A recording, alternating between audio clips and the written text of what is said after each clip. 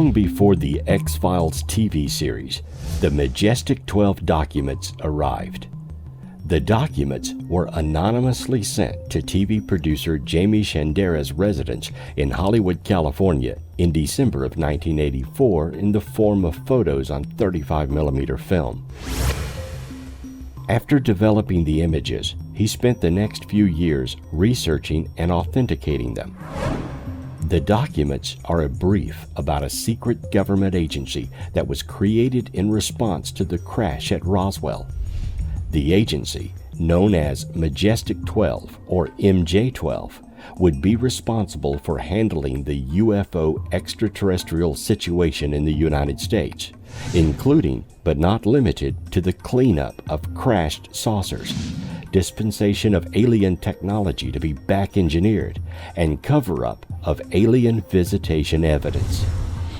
The documents include the first members of the organization. Dated November 18, 1952, they mention the Roswell incident, which happened in 1947. According to these documents, an alien spaceship did indeed crash near Roswell. Its propulsion system was apparently destroyed in the crash, but 4 alien bodies were recovered from the scene.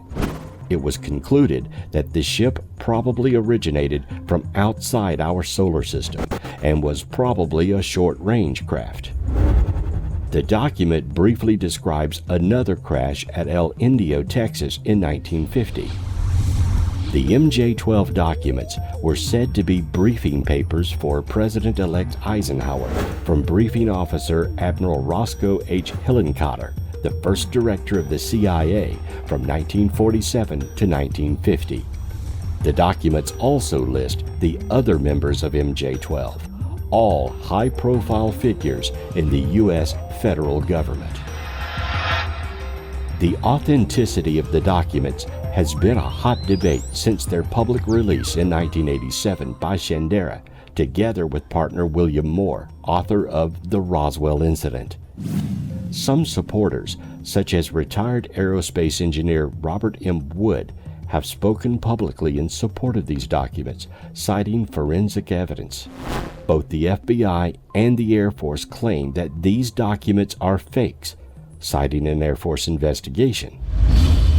To make matters more complicated, others, such as an alleged ex-special agent for the U.S. Air Force Office of Special Investigations, Richard Doty, claimed that the MJ-12 documents are part of a large disinformation campaign that lasted decades and were orchestrated by the AFOSI to make UFO researchers believe they were seeing alien technology, when in fact the objects studied and observed were secret USA projects.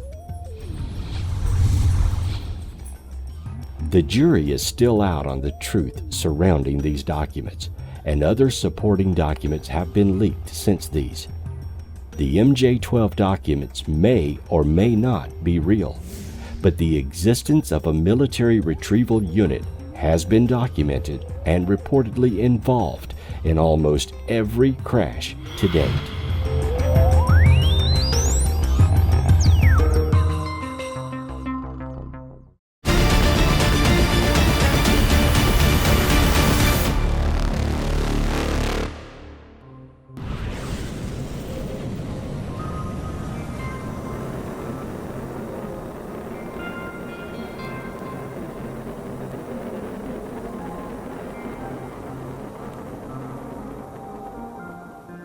All machines fail, no matter how complex or advanced they are.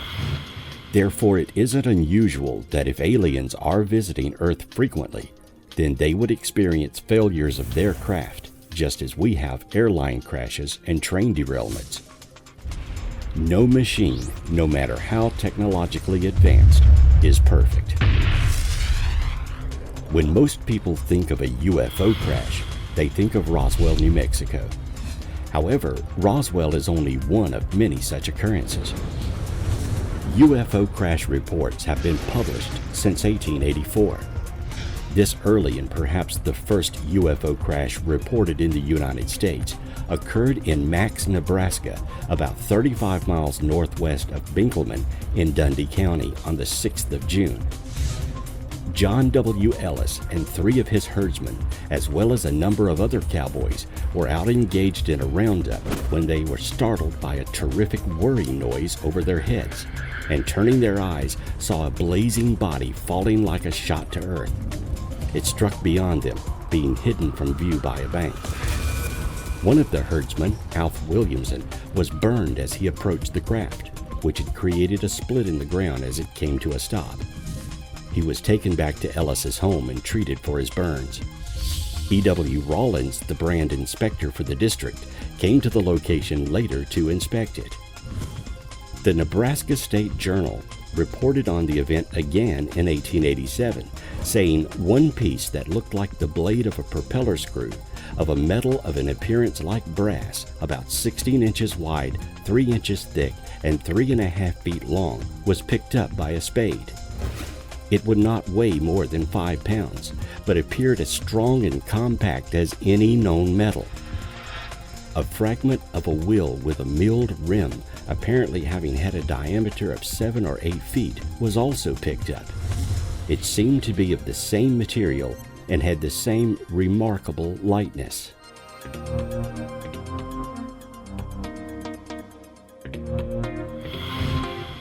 The description of the material in this case is reminiscent of the Roswell debris regarding its lightness and durability. Yet this crash occurred 63 years before the Roswell incident. Some UFO researchers believe that remnants of the metal from this crash could be lost or buried in the Republican River Valley, and that it's possible that in a barn or tool shed there could still be pieces of metal laying around that no one knows where it came from. Perhaps one day someone will discover an unusual fragment from this crash and bring forth physical proof of the existence of alien visitors.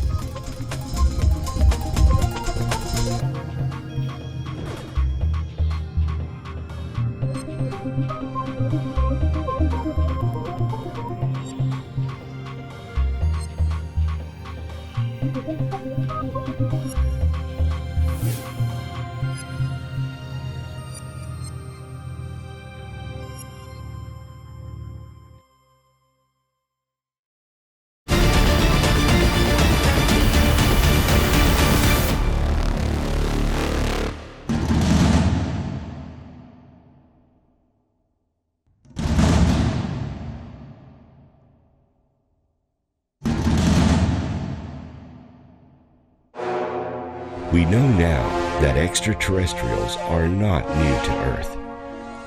Throughout history, UFOs and even aliens have appeared in our artwork, from cave paintings to medieval tapestries. Even in monuments and structures around the planet, we can see the influence of alien technology. We know the aliens have been here, and we know they are here even today.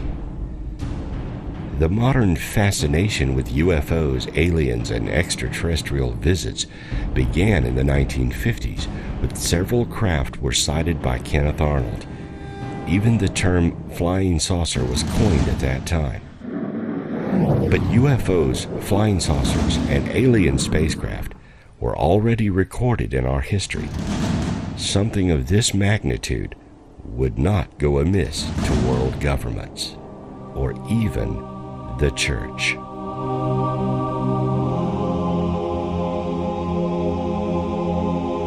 The Vatican has always kept a stern stance on UFOs and aliens until recently. They viewed these things as the work of the devil. Even much of science was heresy. We think of belief systems as separated from government, but throughout the world, the church and state are often fused, even becoming a government of their own. This was the case for the Catholic Church. For centuries, they ruled, and for centuries, they kept records in the Vatican. Many of the world's best-kept secrets are not sequestered away in a warehouse under government control. The Vatican, a government of and within itself, keeps vaults and records too. Perhaps they know something we don't.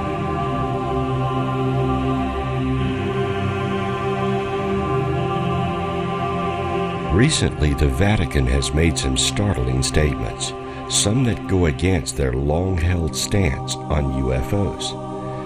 Reverend Jose Gabriel Funes, the Vatican's chief astronomer, has stated that ruling out extraterrestrial life would be like putting limits on God's creative freedom. Further, he states that, in my opinion, his possibility of life on other planets exists. How can we exclude that life has developed elsewhere? Monsignor Corrado Balducci, a Roman Catholic theologian of the Vatican Curia, a close friend of the Pope and a demonologist from the Vatican, has openly declared publicly that extraterrestrial intelligences are a real phenomenon.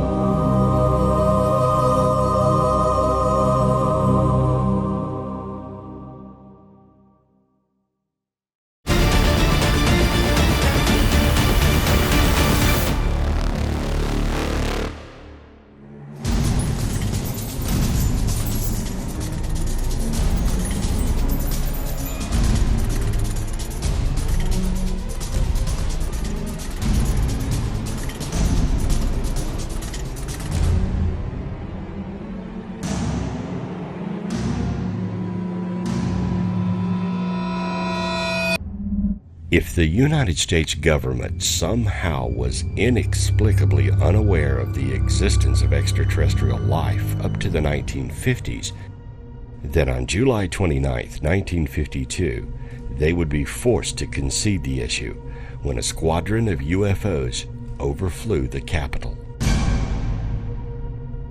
The Washington National Airport sightings were not just a single night of UFO flyovers. From July 12th to July 29th, the Capitol was buzzing with UFO activity on a nightly basis. On July 19 at 11:40 p.m., Air Traffic Controller Edward Nugent spotted several craft 15 miles southwest of the Capitol. There were no scheduled aircraft in the area, and these craft were not flying any established flight paths. He wrote in his report that their movements were completely radical compared to those of ordinary aircraft. Other controllers in the area confirmed the radar blips and observed the orange ball-type UFOs outside their windows. More objects appeared on their radar scopes and moved over the White House and the Capitol building. The story made front-page headlines and alarmed the Truman administration. The president himself personally called Captain Edward J. Rupert, the supervisor of the Air Force's Project Blue Book investigation into the UFO mystery, and asked for an explanation of the sightings. The president was told it was a temperature inversion. However, the Air Force placed several jet pilots on nationwide alert with orders to shoot down any UFO that ignores orders to land.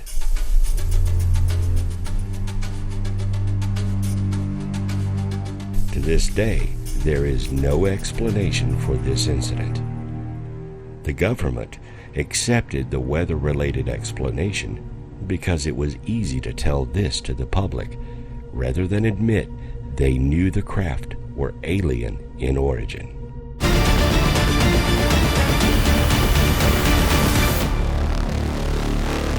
UFO sightings often entice our interest in worlds beyond our own. We marvel at science fiction TV shows and movies that depict life in some faraway galaxy or a journey on a starship headed to where we have never gone. It's part of our unconscious mind to wonder what is beyond our grasp. But one does not have to look toward space to find bizarre mysteries to ponder. Indeed, one may only need to look toward the many wheat fields that dot the landscape around the world. Crop circles have been appearing in grain fields all over the earth during the last few decades. They appear suddenly, usually at night. At first, they were simple circles of bent-over grain stalks. Soon, a new crop of more elaborate designs evolved. Geometric forms reminiscent of profound mathematical theorems. Some cereologists, the people who study crop circles, say that these diagrams must be created by intelligent alien beings from elsewhere. Even though these diagrams must be constructed in a very short time span, the genuine crop circles never show any serious mistakes or blunders of execution. Cereologists see this as evidence that the aliens must be intelligent and much more advanced than we are. There's good evidence that aliens have been defacing the Earth's surface with the geological graffiti for a very long time. The curious lines and drawings on the Nazca Plain in Peru likely have the same cause. The number of crop circles has substantially increased from the 1970s to current times. There has been little scientific study of them. Circles in the United Kingdom are not spread randomly across the landscape, but appear near roads, areas of medium to dense population, and cultural heritage monuments such as Stonehenge or Asbury. In 1678, news pamphlets of the Mowing Devil, or strange news out of Hertfordshire, is claimed by some cereologists to be the first depiction of a crop circle. Since 2001, crop formations have increased in size and complexity of form, some featuring as many as 2,000 different shapes, and some incorporating complex mathematical and scientific characteristics. Though some circles are created by hoaxers, there remains a good number of them that are completely unexplained due to their location and speed at which they were created, as well as unusual magnetic and formation patterns within the circles themselves. Massive crop circles have been photographed soon after they appeared in fields throughout the UK. Some display such intricate designs that prove they would have had to have been made over a long period of time by a large number of people, yet they appeared quickly with no sign of human presence. A number of eyewitnesses claim to have seen crop circles created within a matter of seconds. The formations were so complex that it would have taken an army of people many hours just to attempt to create it by hand.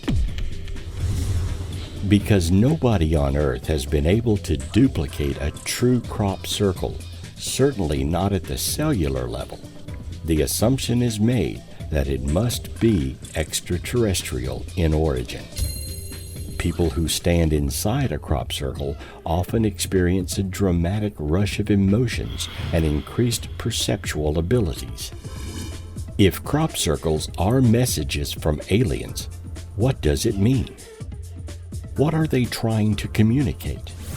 Who is the intended message receivers? Could these bizarre patterns in the fields be some connection to our place in the cosmos?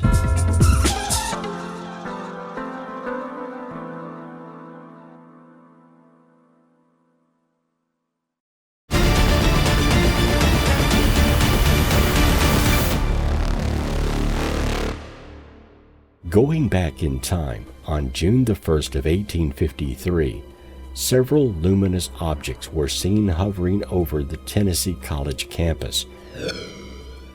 The sun rose over the campus of Burritt College. Numerous students, who apparently were early risers in those days, were startled to see two luminous objects in the sky. According to a professor, A.C. Carnes, who reported the incident in a letter to Scientific American, the first had the appearance of a small new moon, while the others resembled a large star. The small object then vanished, while the bigger one changed shape. First it was a globe, then into an elongated shape parallel with the horizon. The smaller light then became visible again and increased rapidly in size, while the other object shrank. The two objects continued fluctuating in a familiar fashion for the next 30 minutes. The students asked for an explanation, but neither the president nor professors were satisfied to the character of the lights. While the professors speculated that the occurrence might have been caused somehow by atmospheric moisture, the incident remains a mystery.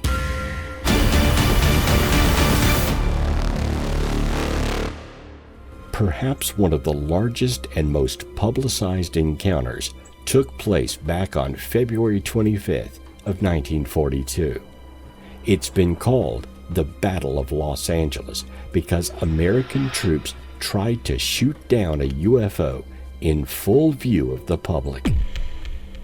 In the early morning hours, radar operators spotted an unidentified object 120 miles west of Los Angeles and watched anxiously as it zoomed to within a few miles of the Southern California coast, and then, inexplicably, vanished from their screens.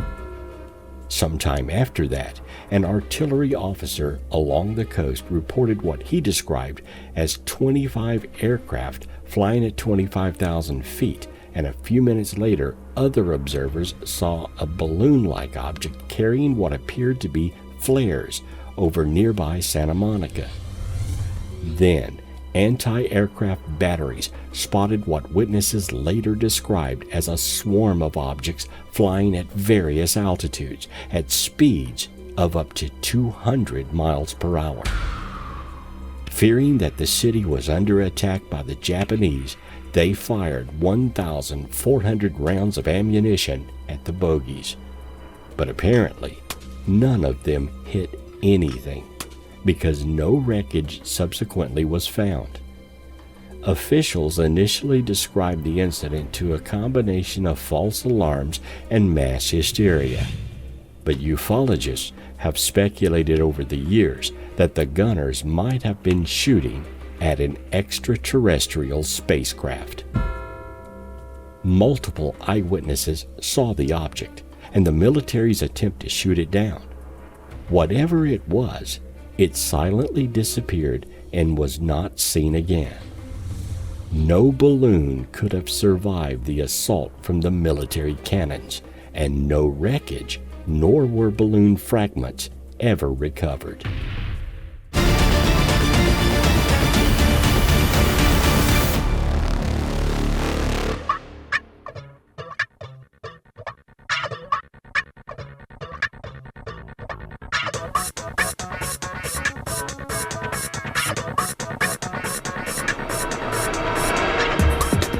If you think crop circles are bizarre, what would you think of people who claim to have had sex with aliens? Actually, it's not an uncommon report within the annals of UFO research. In what is probably China's best-known alien abduction report, farmer Ming Zagao claims that in 2010 he was visited by a 9-foot-tall humanoid alien with 12 fingers and braided leg hair. He claims he went up into the hills to investigate what looked like a fallen aircraft when he was approached by the alien being. Ming and the alien had sex for 40 minutes while levitating in the air. The being returned that night to tell Ming she would bear his hybrid baby in 60 years. Police say Ming passed a lie detector test. In his book, Hair of the Alien, Peter Corey claims to have had 2 alien abduction experiences. The primary encounter involved 2 naked Nordic-like aliens who telepathically and sexually assaulted Peter. He went public with physical evidence of the encounter, claiming to have a blonde hair strand from one of the aliens. What followed was the world's first DNA analysis of a biological sample from an alleged alien abduction experience. As would be expected, the results of this DNA analysis have been hotly debated. Psychic Stephanie Fake Cohen claims to have had out-of-this-world sex with octopus-looking aliens and cat people. Interestingly, or perhaps disturbingly is the right word, of this cat imagery appears in her abduction experience.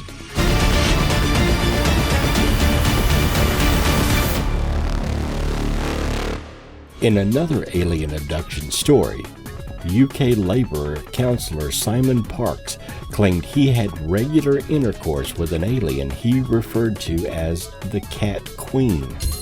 Parks says he fathered a baby named Zarka with the aliens. Parks also says that he himself is the son of an 8-foot-tall mother alien who had 8 fingers.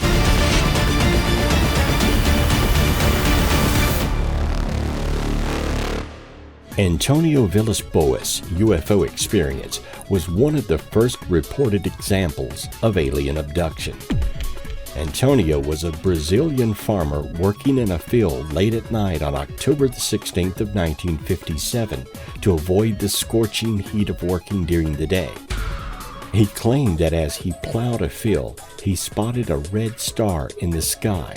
This light slowly moved closer until he discerned that it was in fact a circular or egg-shaped UFO with a red light on its front. The craft landed in the field Antonio was working in. The farmer tried to make a run for it, but was captured and taken inside the UFO by a tall humanoid wearing gray coveralls and a helmet. He was taken into a room, had his clothes removed, and then he was joined by a very attractive female with white hair but bright red pubic hair. Despite his capture and his strange environment, he felt strongly for the female humanoid as she was naked, and Antonio was instantly attracted to her. Without speaking or kissing, they had sex, during which she growled like a dog. After the acts were over, the woman made gestures that Antonio took to mean that the act of sex was for the expressed desire to create a child. He was then given his clothes back and escorted off the craft. Antonio became a successful lawyer and always told the same account.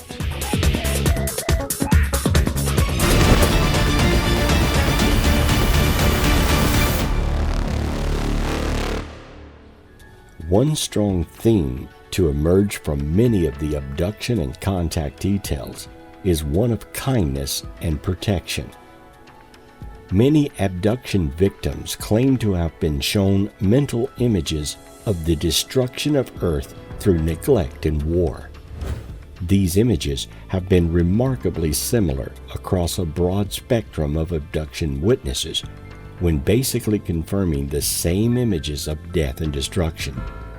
Perhaps the aliens want to protect us from destruction. One of the more recent theories is that the aliens are using the human race to conduct some form of genetic experiment. This has come about fairly recently due to the connection between animal mutilations and UFOs. Many abduction victims claim that they were subjected to strange experiments, including the removal of semen from men and eggs from women. Some women even claim that they have been impregnated, only to have the fetus removed shortly after conception.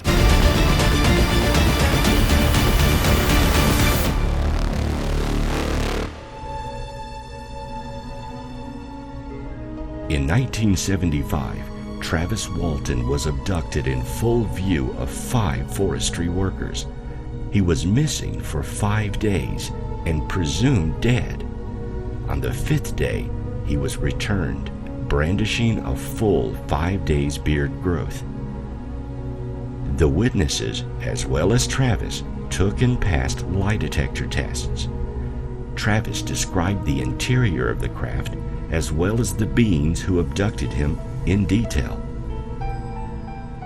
If he was not abducted, where was he for 5 days while his co-workers were being accused of his murder?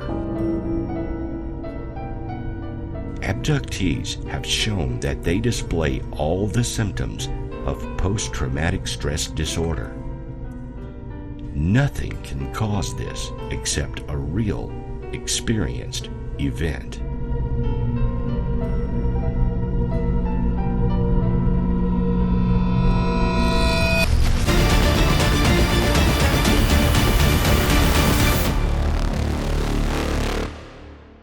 The theory that the aliens are preparing for a total invasion is popular in film and media. The main reasoning against this theory is that any civilization that can traverse space and time should be able to invade a civilization that has been flying for less than 100 years easily. If the invasion theory is correct, then surely we would have been invaded many years ago. No matter what their agenda is, aliens apparently are here, and strange reports of their presence emerge yearly. Indeed, the reports of alien contact and UFO sightings grow every year. We may not know why bizarre UFO and alien encounters occur, but we do know that there appears to be no end in sight. With modern technology and the widespread use of digital cameras, there are more recordings of UFOs now than ever before. Perhaps sometime soon, an encounter will occur and be documented so readily that no one and no government can ignore it. If so, then on that day, we may finally know the answer of why disturbing alien encounters are happening.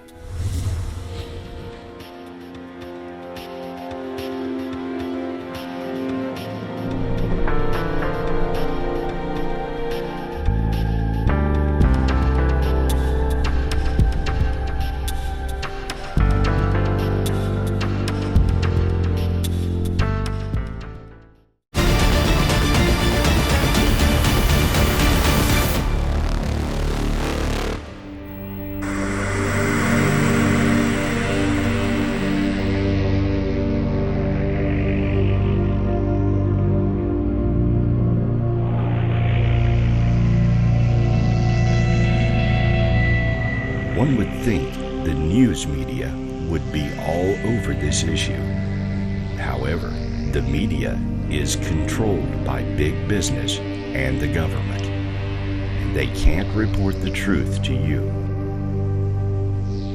Just as the government is hiding UFO information, the media in which this information would be disseminated to you has their own agenda.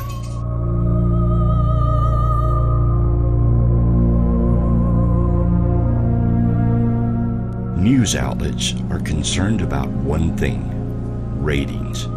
In order for the media to report on the UFO issue, they must have tangible proof. Should they report on something they cannot prove, they would be considered untrustworthy, and they would lose ratings points. The media can only report what they are instructed to say, and without hard evidence, they remain silent. The media would scramble to bring you UFO disclosure. However, their hands are tied by the very government they are beholden to and the huge corporations that control and censor what they are allowed to discuss. In order for the UFO issue to become mainstream, the media would have to be placed in a position to demand answers. That can only occur if public outcry became so great that they could not ignore it. Everything we need to bring the UFO issue out to the general public is already freely available to anyone who seeks to find it.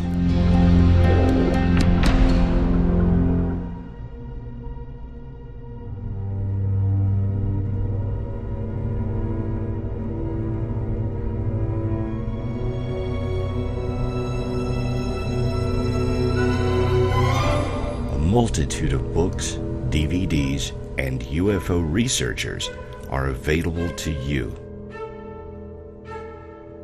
Knowledge is power. Educate yourselves. The UFO issue need not be lost to antiquity. You have the power to ensure future generations grow up in the truth and knowledge that we are not alone, and that we reside in a universe populated with many species much like ourselves.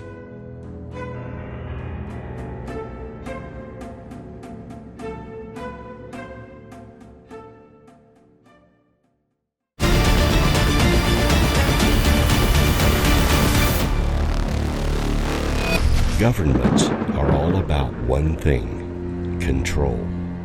Control policy, control information, control the public. No government wants to appear to be out of control and impotent. The more powerful you appear, the stronger you become. After the Washington UFO incidents, the CIA issued a memorandum to the Air Force and Project Blue Book that stated that the Air Force and Project Blue Book should take steps to strip the unidentified flying objects of the special status that they have and the aura of mystery they unfortunately acquired. After this memo, Project Blue Book would rarely publicize any UFO case that it had not labeled as solved, and unsolved cases were rarely mentioned by the Air Force.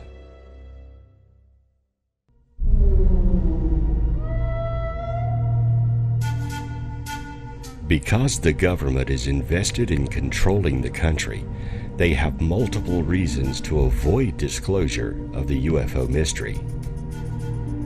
The primary reason is national security.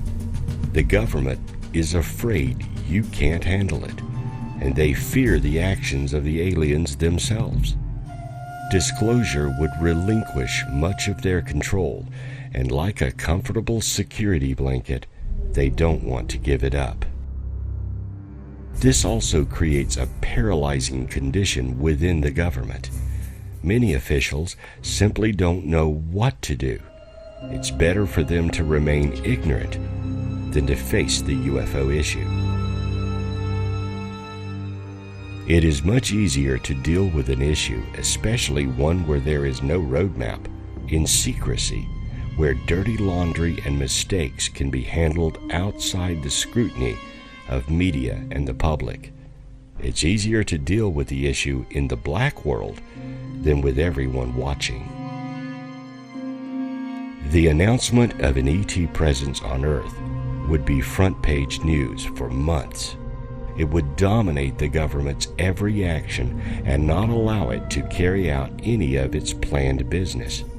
Agencies like NASA would become irrelevant overnight.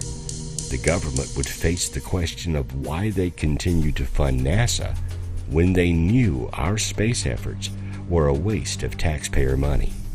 It would significantly impact our economy. Jobs in the space industry could be lost quickly, and demands for technology gleaned from the captured craft would throw Wall Street into turmoil.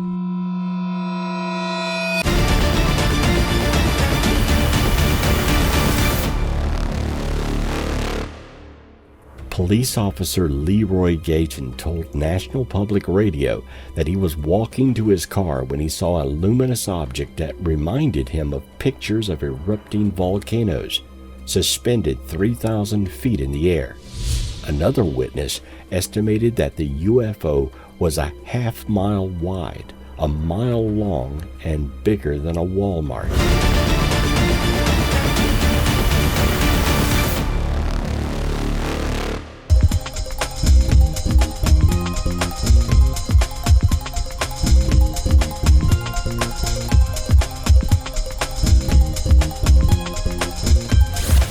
Another of the most bizarre supposed UFO sightings in modern history took place at Falcon Lake in Manitoba, Canada, and involved a man named Stephen Malkalik.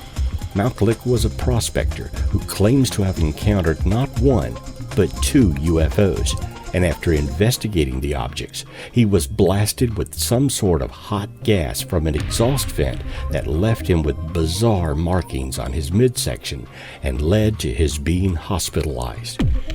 This remains one of the most bizarre cases of a UFO sighting on record, simply because it's one of the few in which the person who claims to have made contact with alien life suffered a very real, very strange injury. He suffered from nausea, headaches, and the odd burn markings in a very distinct grid shape across his abdomen. There is no reasonable explanation for this, unless he too came into contact with the strange propulsion systems of one of their craft.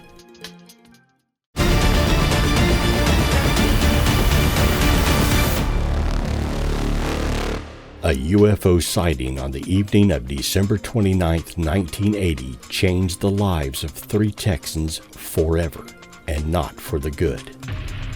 While driving through the southern tip of the East Texas piney woods north of Houston, Betty Cash, Vicki Landrum, and Vicki's 7-year-old grandson Colby came upon a huge diamond-shaped object just above the trees and 130 feet away. Cash hit the brakes, and she and the elder Landrum stepped outside. Immediately, they noticed intense heat. Their faces felt as if they were burning. When Vicki re-entered the car and touched the dashboard to steady herself, she left a handprint. Blasting fire and heat, the UFO slowly ascended. Suddenly, numerous helicopters, 23 in all, appeared from all directions, positioning themselves near the strange craft. But this time, the witnesses were back in the car and watching the spectacle from their moving vehicle. Other motorists saw the object and the helicopters from different, more distant locations. Eventually, the flying objects were lost to view. Unfortunately, the episode was only beginning. Back home, the 3 fell sick, Cash most severely. She suffered blisters, nausea, headaches, diarrhea, loss of hair, and reddening of the eyes. On January 3rd, unable to walk and nearly unconscious, she was admitted to a Houston hospital. Vicki and Colby were experiencing the same symptoms, though less severely. The witnesses' health problems continued throughout their lives. In September 1991, Cash's personal physician, Dr. Brian McClelland, told the Houston Post that her condition was a textbook case of radiation poisoning, comparable to being 3 to 5 miles from the epicenter of Hiroshima. For years, the 3 have pursued their case through the courts, seeking answers and redress.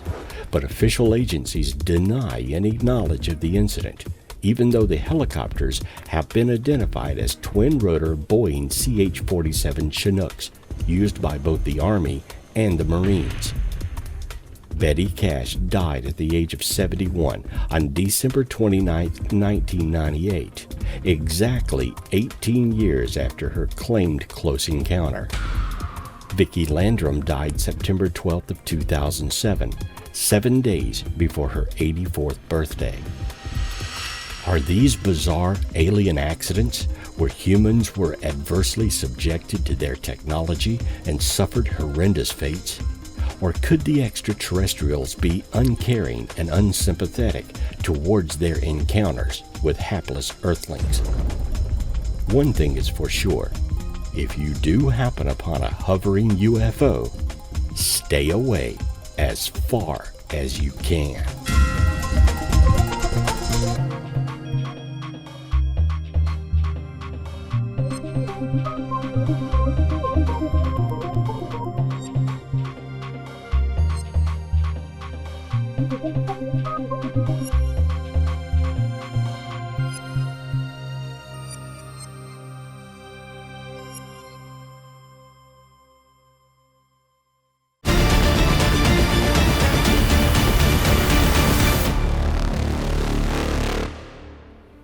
Could UFOs have shields or move slightly into another dimension when under attack, allowing their craft to be protected from harm?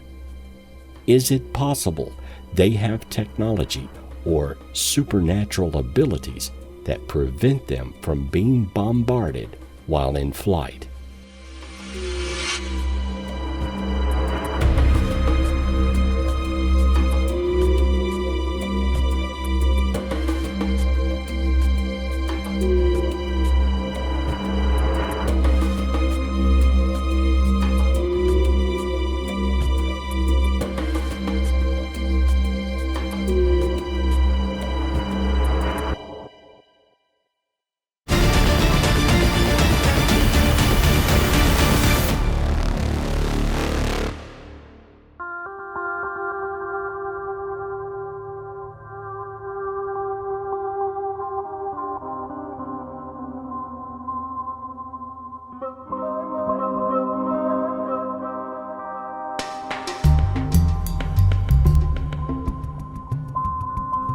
UFOs are seen in space and in the air all around the globe, but the sky is not the only home for them. There exists another phenomenon that is just as hard to explain as UFOs. USOs, or underwater submerged objects, are often reported as well. Most USO sightings are of a typical UFO emerged from the water and are not seen or classified as separate phenomenon by most people. Although identifying and dispelling unidentified flying objects has typically been imported to militaries as a national security measure, the USO sightings compared to UFO sightings have never been reported as a national threat or caused the sensation that typical UFO sightings often have. Ranging in size and shape, the most common USO sightings are of disc-shaped or cylindrical-shaped objects. Traveling at speeds far exceeding any Earth-based underwater craft, these objects typically travel anywhere between 150 and 500 knots when submerged. Some of these objects have been reported as traveling at much higher speeds.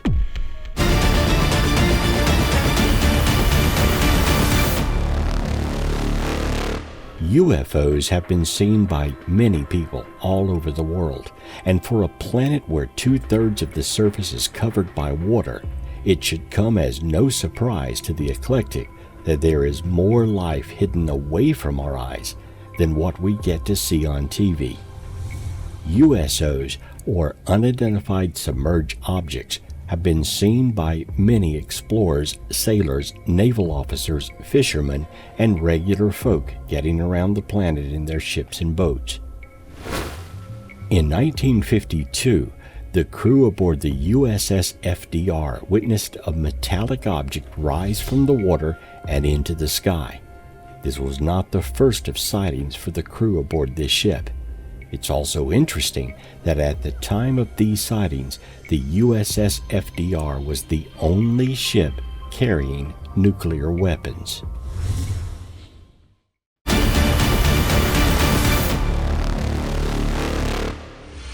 Was a civilization of aliens stranded here who became the mythical subterranean civilizations? Do they move in and out of the water in spaceships, generally at the poles or in other areas with major grid points and vortexes? Though researchers have many USO encounter reports, little is known of these submerged craft. Could aliens be using the cover of our oceans to maneuver around the planet? Bizarre encounters with USOs continue to this day and appear to be as pronounced as UFO reports.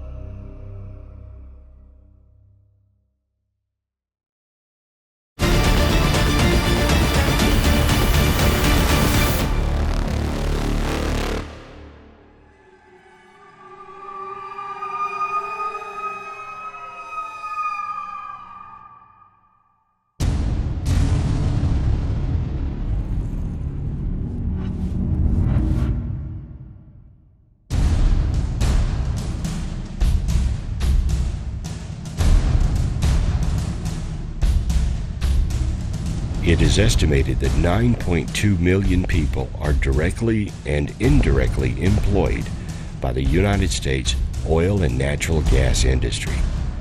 This could be a major factor in keeping the money flowing to the people who are benefiting now.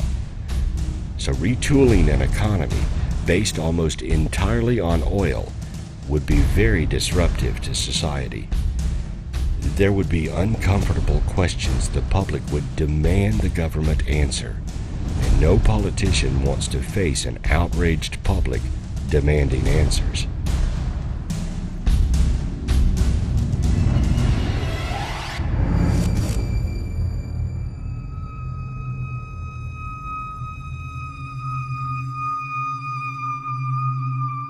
However, the main reason there has not been disclosure is because the general public doesn't care. In the last 57 years, a United States president has only faced the UFO question twice. In the 2004 election, there was not a single UFO-related question to one of the two major candidates.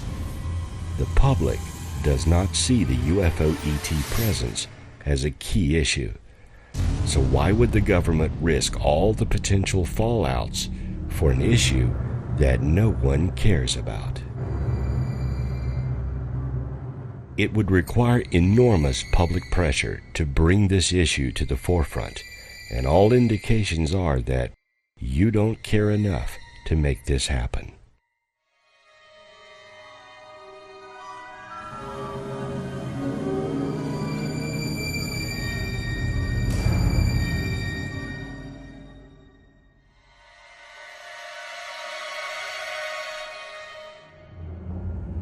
It's frightening to consider that an intelligence exists outside our comfort zone and is operating within and around our world with complete impunity. There's ample proof for the existence of UFOs, aliens, and the ET agenda. You and I are the key to solving this mystery.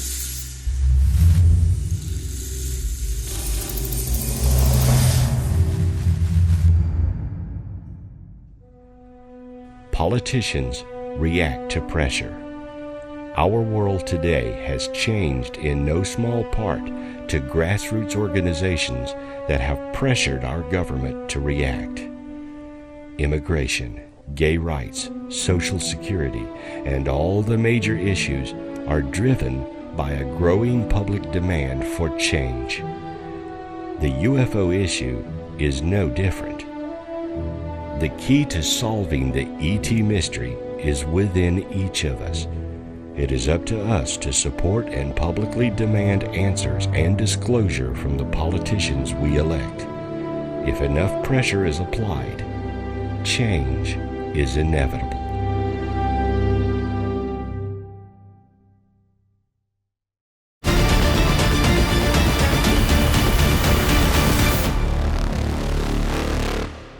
Weird and unusual UFO landings have occurred multiple times in modern times. Perhaps as the aliens arrive at our world, they cannot help but affect the areas they visit, and each time they land, they leave further evidence of the reality of UFO encounters.